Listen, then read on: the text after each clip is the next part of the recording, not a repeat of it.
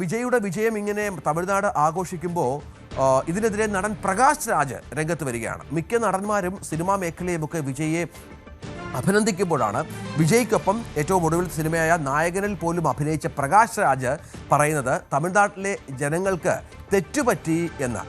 ഒപ്പം കാമരാജ് പോലും പരാജയപ്പെട്ടിട്ടുണ്ട് എന്നാണ് വിജയ് പറയുന്നത്. വിജയിച്ച സ്ഥാനാർത്ഥികൾക്ക് നല്ല രീതിയിൽ പ്രകാശ് രാജ് പറയുന്നത് ജനങ്ങളെ സേവിക്കാൻ കഴിയട്ടെ എന്ന് പറയുമ്പോൾ അപ്പോഴും ജനങ്ങൾക്ക് രാഷ്ട്രീയ അവബോധം ഇനിയും ഉണ്ടായിട്ടില്ല എന്നാണ് പ്രകാശ് രാജ് കുറ്റപ്പെടുത്തിയിരിക്കുന്നത്.